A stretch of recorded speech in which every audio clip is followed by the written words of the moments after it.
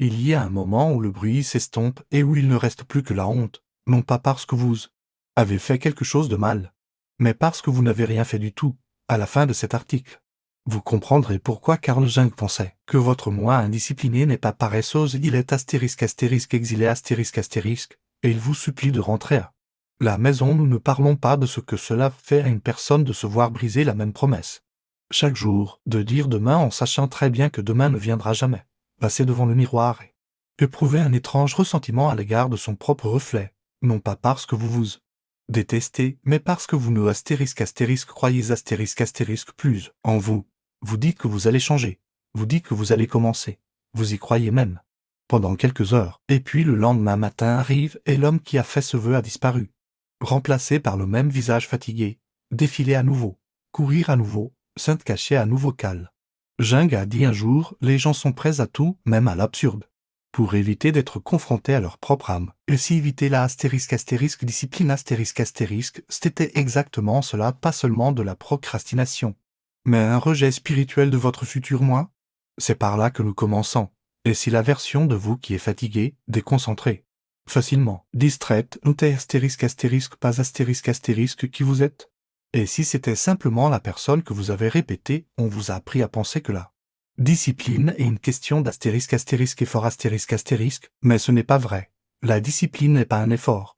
C'est une identité et vous ne deviendrez jamais discipliné tant que vous ne cesserez pas de vous identifier comme quelqu'un qui a besoin de le devenir. Cela peut paraître étrange, mais une fois que vous aurez compris cela, la guerre que vous menez chaque matin prendra tout son sens. Jung pensait que la plupart des gens ne deviennent jamais ce qu'ils sont, non pas parce qu'ils n'essaient pas, mais parce qu'ils restent étrangers à leur propre potentiel. Ils recherchent le changement comme s'il s'agissait de quelque chose d'extérieur, un nouveau travail, un nouvel environnement, un nouveau système, une nouvelle vidéo de motivation, mais la vérité, c'est que vous n'avez pas besoin de plus, vous avez besoin de moins, moins de fuite, moins de bruit, de moins vous cacher de la chose que vous avez toujours redouté le plus, la responsabilité pas la responsabilité envers les autres, pas envers votre patron, pas envers vos parents, mais la responsabilité de votre devenir le contrat sacré entre ce que vous êtes et ce que vous êtes censé être.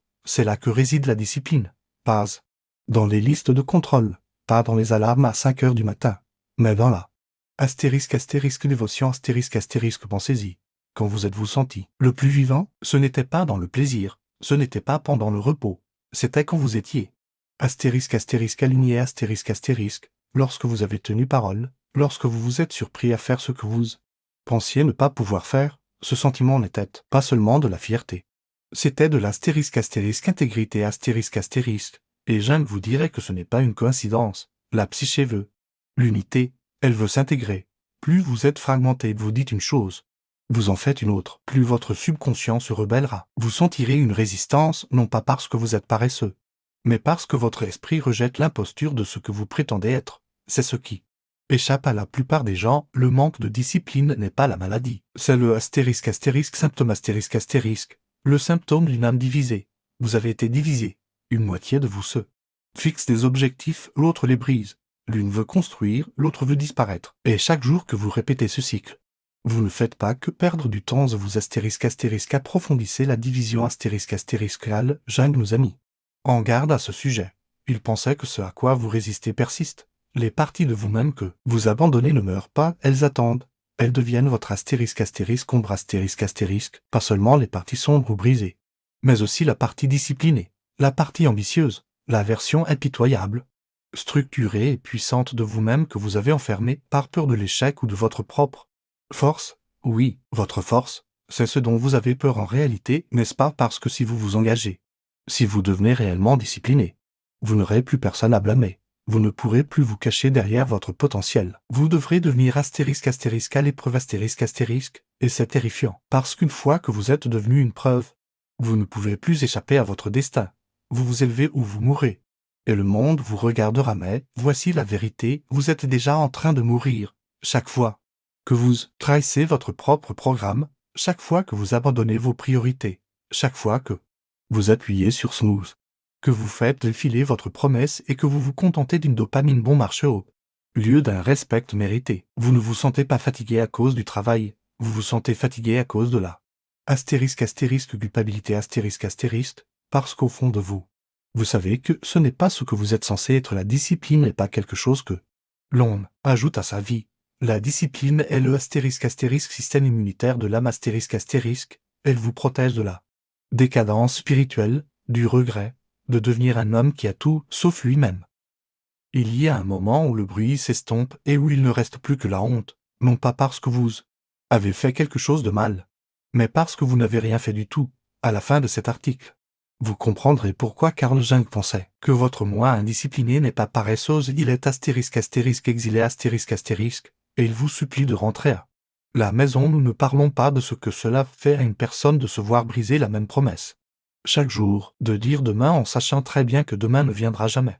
Passer devant le miroir et éprouver un étrange ressentiment à l'égard de son propre reflet, non pas parce que vous vous détestez, mais parce que vous ne croyez plus en vous.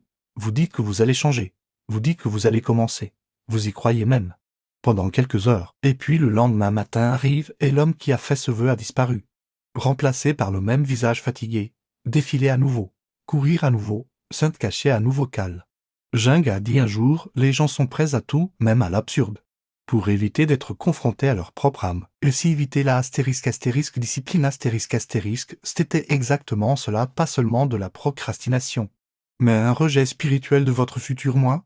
C'est par là que nous commençons. Et si la version de vous qui est fatiguée, déconcentrée, facilement distraite, notez pas qui vous êtes.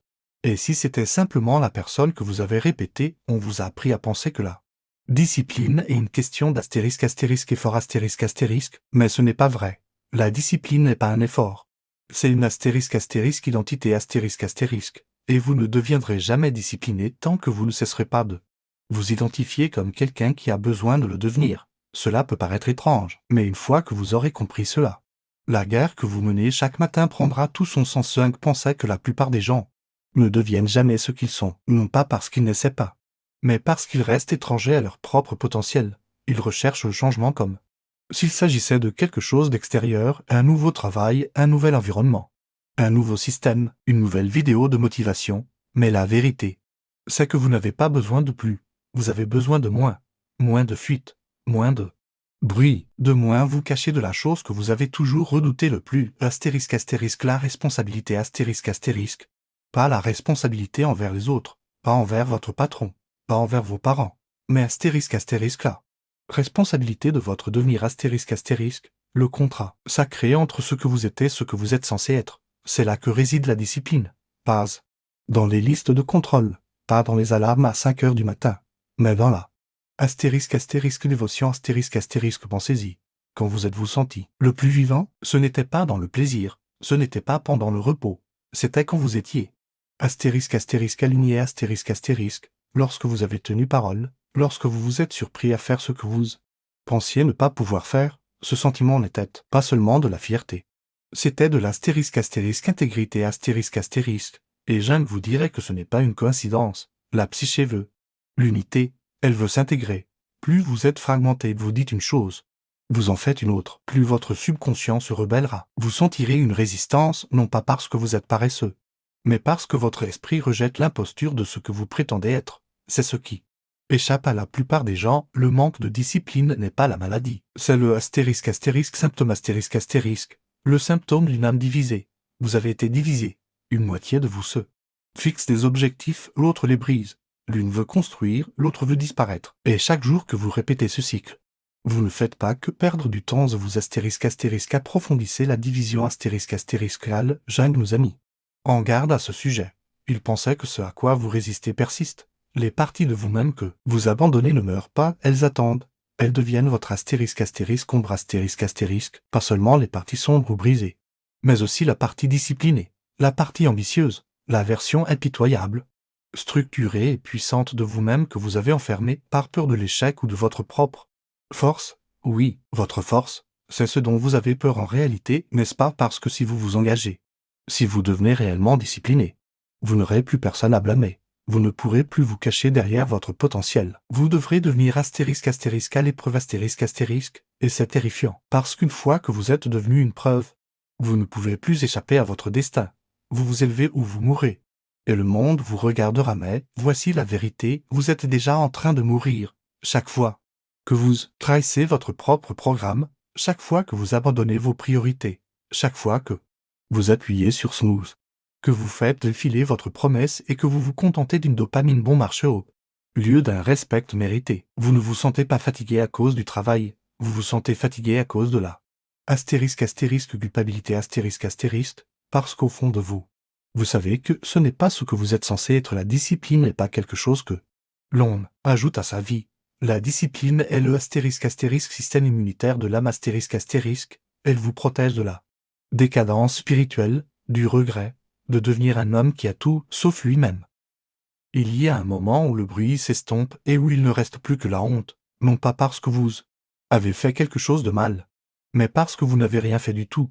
À la fin de cet article, vous comprendrez pourquoi Carl Jung pensait que votre moi indiscipliné n'est pas paresseuse, il est exilé et il vous supplie de rentrer à la maison. Nous ne parlons pas de ce que cela fait à une personne de se voir briser la même promesse chaque jour, de dire demain en sachant très bien que demain ne viendra jamais, passer devant le miroir et éprouver un étrange ressentiment à l'égard de son propre reflet, non pas parce que vous vous détestez, mais parce que vous ne croyez plus en vous.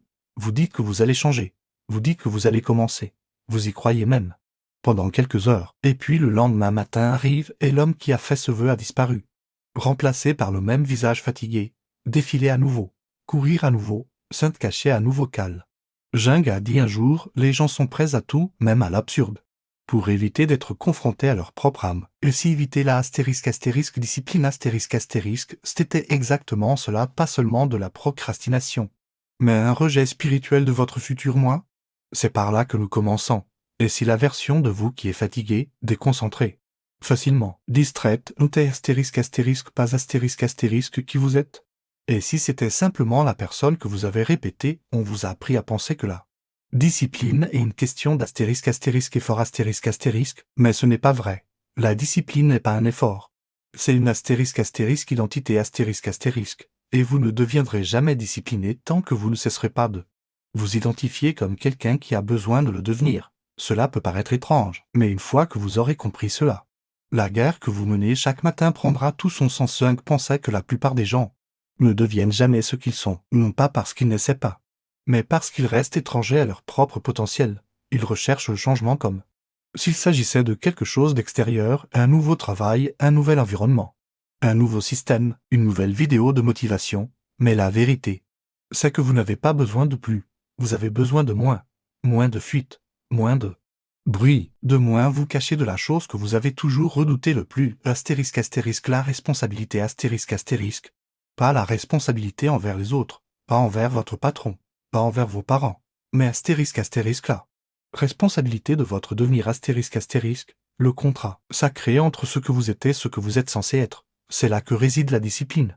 Pas dans les listes de contrôle, pas dans les alarmes à 5 heures du matin, mais dans la dévotion pensez-y.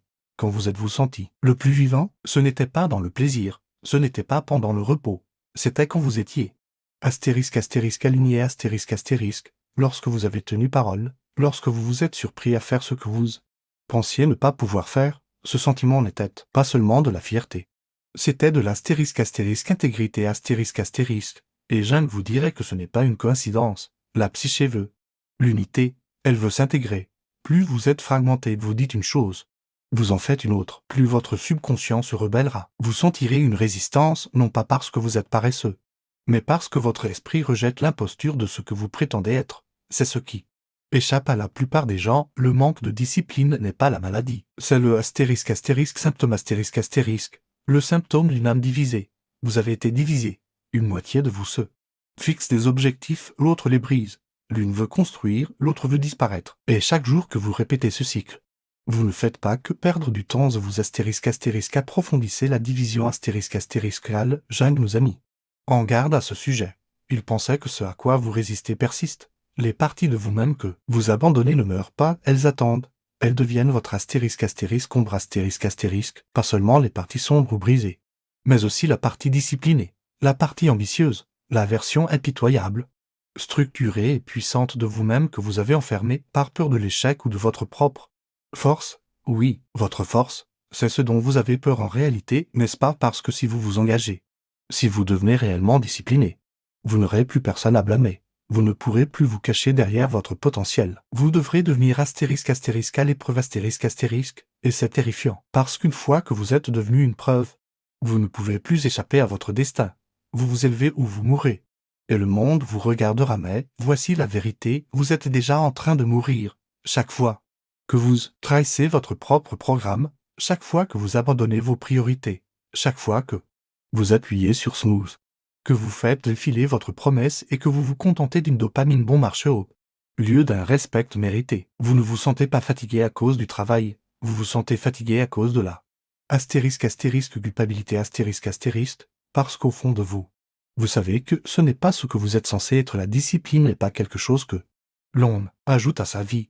La discipline est le système immunitaire de l'âme elle vous protège de la décadence spirituelle, du regret, de devenir un homme qui a tout sauf lui-même. La plupart d'entre nous attendons d'être motivés. Nous pensons que ce sont les bouffées d'inspiration qui nous poussent à faire des efforts soutenus. Mais comme nous l'avons vu, la motivation est éphémère. C'est une visiteuse, pas une résidente. La véritable discipline ne consiste pas à se sentir motivé. Il s'agit de construire une architecture pour vos journées qui vous soutiennent au plus haut point. Indépendamment de ce que vous ressentez, pensez-y de la manière suivante. 1. On n'est pas construit uniquement lorsque les ingénieurs se sentent motivés. Il est construit selon un plan précis, brique par brique, poutre par poutre. Même lorsque le temps est mauvais ou que le travail est fastidieux, votre vie disciplinée a besoin d'un plan similaire. Il s'agit de créer des systèmes et des rituels qui réduisent le recours à la volonté et augmentent la probabilité d'une action cohérente. Il ne s'agit pas d'être rigide, mais de créer un échafaudage pour votre futur moi. Il s'agit de concevoir votre environnement de manière à ce que les actions souhaitées deviennent le chemin de moindre résistance. Cela pourrait ressembler à ce qui suit: se préparer la veille, disposer vos vêtements d'entraînement, préparer votre déjeuner, organiser votre espace de travail, créer des plans. Si je me réveille, je mets immédiatement mes chaussures de course. Si j'ouvre les médias sociaux, je mets une minuterie de 10 minutes, regrouper les tâches similaires, faire tous ces courriels à un moment précis ou consacrer un bloc au travail créatif. Aménager son espace numérique en organisant votre flux de médias sociaux, en limitant les notifications, en utilisant des bloqueurs de sites web pendant les périodes de travail. Ces mesures ne sont pas très prestigieuses, mais elles sont profondément efficaces. Elles font passer le fardeau de la volonté héroïque quotidienne à la prise de décision stratégique en amont, en mettant en place ces éléments architecturaux. Vous honorez votre futur moi et lui facilitez l'exécution des promesses que vous faites. Aujourd'hui, c'est l'application pratique de l'idée de Jung selon laquelle l'ordre interne reflète l'ordre externe. Votre personne disciplinée s'épanouit dans un environnement structuré que vous créez méticuleusement. Nous considérons souvent le chaos comme une chose à éviter à tout prix. Nous recherchons le confort, la facilité et la prévisibilité. Mais le confort a sa part d'ombre, il peut être le terreau de la stagnation et d'une vie mal vécue. La discipline exige souvent d'accepter une certaine dose de friction et d'inconfort. Le concept de l'ombre de Jung ne concerne pas seulement les traits négatifs réprimés, mais aussi le potentiel négligé. L'inconfort que vous ressentez face à la discipline peut être l'inconfort de la croissance, la friction de la perte d'une vieille peau. C'est le défi d'affronter les parties de vous qui préfèrent rester cachées en sécurité et petites. Et si, au lieu de fuir ces frictions, vous vous y adossiez? Et si vous reconnaissiez que c'est dans l'acte même de pousser à travers la résistance que se forge votre force? Cela signifie affronter l'envie de fuir lorsque l'envie de remettre à plus tard ou de se distraire se fait sentir. Faites une pause, reconnaissez-le sans le juger. Ensuite, choisissez d'agir de toute façon en accord avec votre moi supérieur. Acceptez l'ennui dans un monde de stimulation constante. La discipline consiste souvent à choisir un travail soutenu et ciblé qui peut ne pas être immédiatement passionnant. La capacité à supporter l'ennui est un super pouvoir. Faire face à l'échec nécessaire. La discipline n'est pas une question de perfection, mais de persévérance. Vous échouerez, vous trébucherez. La véritable force consiste à se relever, à analyser et à s'adapter plutôt que de se replier sur de vieux schémas d'autosabotage. Cette acceptation des frictions nécessaires transforme votre relation avec l'inconfort. Il devient un signal de croissance, et non une raison de se replier. Vous apprenez que votre capacité de discipline n'est pas limitée par vos sentiments, mais élargi par votre volonté d'agir en dépit d'eux. C'est ainsi que vous intégrez les parties de vous-même qui craignent le travail difficile et les transformez en alliés. Le chaos extérieur est souvent le reflet du chaos intérieur. Et en mettant de l'ordre dans votre monde intérieur grâce à la discipline, vous créez un centre calme qui peut résister à n'importe quelle tempête. En fin de compte, votre voyage vers la discipline est un voyage vers la souveraineté. Cela signifie que vous devez devenir le maître absolu de votre propre royaume intérieur, en faisant des choix fondés sur vos valeurs et vos objectifs les plus profonds, plutôt que de vous laisser influencer par des pressions extérieures, des désirs éphémères ou les attentes d'autrui. Une vie indisciplinée est souvent une vie vécue en réaction aux notifications, réaction aux demandes des autres, réaction à la gratification immédiate. C'est une vie où votre temps et votre énergie sont constamment colonisés par des forces extérieures. Mais la vie disciplinée est une vie vécue dont la déclaration, c'est une affirmation de votre volonté, un testament de votre engagement dans votre propre devenir. Cette souveraineté ne consiste pas à être rigide ou isolé. Il s'agit d'avoir la force intérieure et la clarté nécessaires pour aligner vos actions sur votre vrai moi, ce qui permet une connexion et une contribution authentique à partir d'un lieu de plénitude, et non de besoin. Lorsque vous êtes souverain, vous ne recherchez pas la validation. Vous rayonnez de valeur. Vous ne courez pas après les opportunités.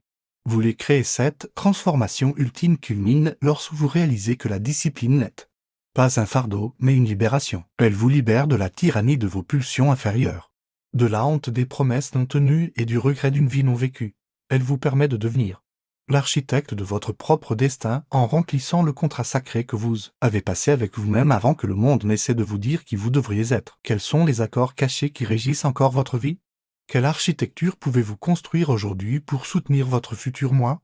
Et comment allez-vous déclarer votre souveraineté en acceptant les frictions nécessaires, en choisissant la discipline non pas comme une tâche, mais comme un retour à votre moi le plus vrai et le plus puissant? La réponse ne réside pas dans l'attente d'une motivation, mais dans l'engagement tranquille et inébranlable d'être l'homme qui tient sa parole à lui-même.